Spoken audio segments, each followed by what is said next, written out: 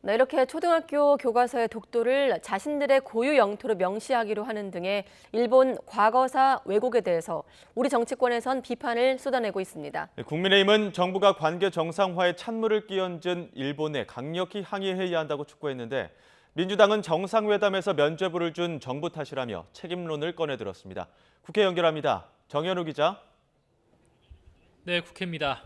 네, 여야 모두 일본 정부의 이 교과서 검정에 대해서 비판의 발언을 내긴 했습니다만 온도차는 있어 보입니다.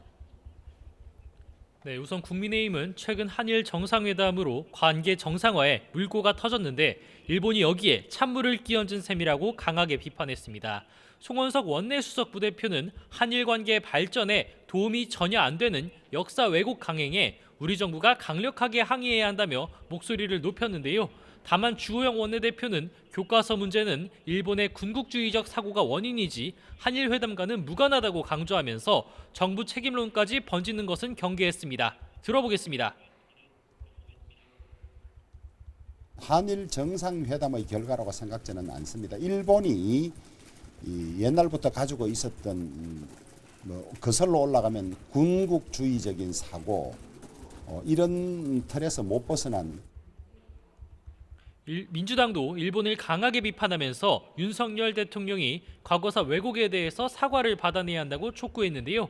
다만 박홍근 원내대표는 이번 일은 국민 반대를 무릅쓰고 강제동원 제3자 배상안을 추진해 일본에 면죄부를 준 정부 탓이 크다며 책임론을 꺼내들었습니다. 이재명 대표도 오늘 4.5 재보궐선거 지원 유세서 연설에서 일본이 독도를 자기 땅이라고 우기면 묵인하지 않고 박차고 나오는 게 대한민국 대통령 아니냐며 윤 대통령을 직격했습니다. 들어보겠습니다. 독도가 일본 땅이다. 독도 교과서에 싣겠다고 하면 무슨 소리 하냐고 박차고 나와야 되는 게 대한민국 대통령 아닙니까? 묵인하더라. 이렇게 역사에 기록돼서는 안 되지 않습니까? 네, 오늘 김영두 헌법재판관 후보자 인사청문회에선 검수완박법에 대한 헌법재판소 결정을 둘러싸고 여야 공방이 거셌죠. 네, 어제 한동훈 법무부 장관 출석 때와 같이 검찰 수사권을 축소하는 검수완박법 효력을 인정한 헌재 결정을 둘러싸고 공방이 계속되고 있습니다. 검수완박법 입법 과정에서 절차적 문제가 있지만 법 효력엔 인정된다는 헌재 결정에 대해서 후보자 의견에 대해 질문이 쏟아졌습니다. 먼저 국민의힘은 위장탈당이라는 민주당의 중대한 반칙에 대해 민변 등 출신 재판관들이 눈을 감고 비겁한 결정을 내렸다고 비판했습니다. 반면 민주당은 특정 모임 출신이 이러한 결정을 내렸다는 비판은 사법 신뢰를 흔들 뿐이라며 정부의 검수원복 시행령에 대한 위법성을 지적하면서 맞섰습니다. 양측의 질의 내용 들어보겠습니다.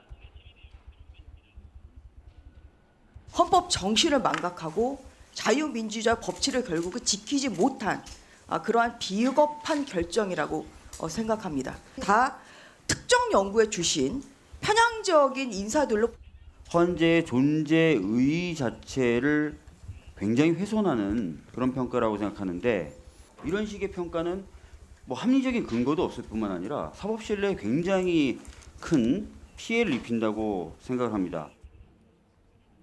이러한 여야 공방 속 김 후보자는 검수완박 입법 과정에 우려스러운 점이 있다고 하면서도 판결은 그 자체로 존중받아야 한다며 헌재의 편향성 시비에는 선을 그었습니다. 들어보겠습니다. 어떤 연구회에 속해 있다 하더라도 판사가 그것을 객관성과 공정성을 잃은 재판을 하고 있다라고는 생각하지 않고 검수완박 공방 외에도 김 후보자 개인 의혹과 관련해 어머니 명의 아파트 소유권을 둘러싼 질의도 이어졌습니다. 지금까지 국회에서 전해드렸습니다.